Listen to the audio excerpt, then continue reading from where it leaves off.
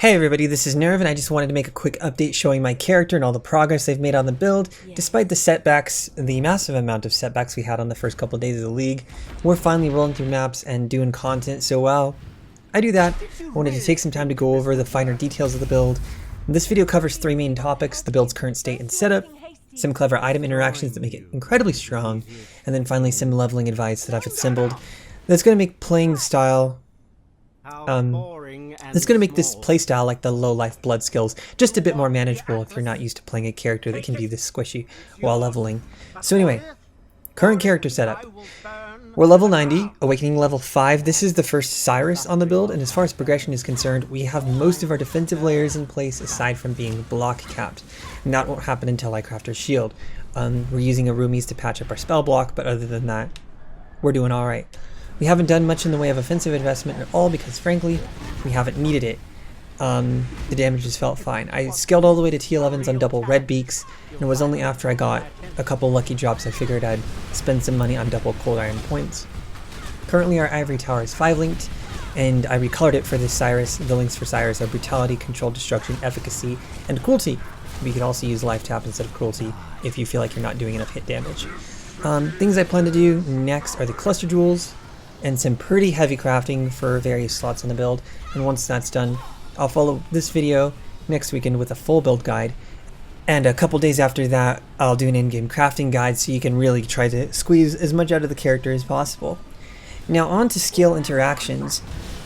Some thoughts on Void Sphere. Now I posited in my original POB video for this build that the Void Sphere was going to be incredibly powerful when combined with Corrupting Fever, and it is insane. It is incredibly strong.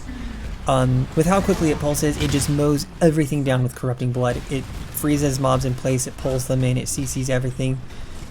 And where this really comes in handy the most too is with the mechanics. Since we're surrounded by mobs, we don't really have like too much room to maneuver, but with Void Sphere, we just throw it down, it CCs mobs, it pulls them in, it locks everything up, starts applying Corrupting Blood, and we can just throw it down and we can just pivot around it. It's really, really nice. You can keep enemies off you while you're trying to do stone circles.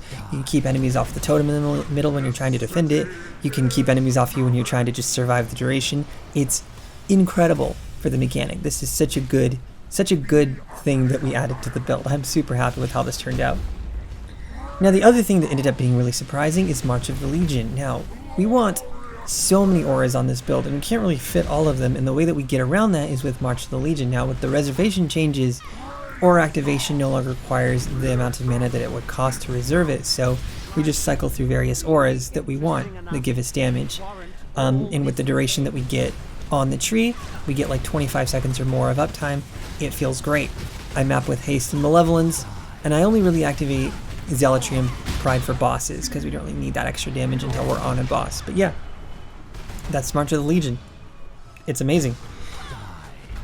Now as far as leveling goes, some people expressed frustration that the transition to low life was kind of rough, and how squishy the build was at low levels, and there's just some things I would add to the POB now that I know about them, that help with that. The first is left click Steel Skin. This is just great to have in general.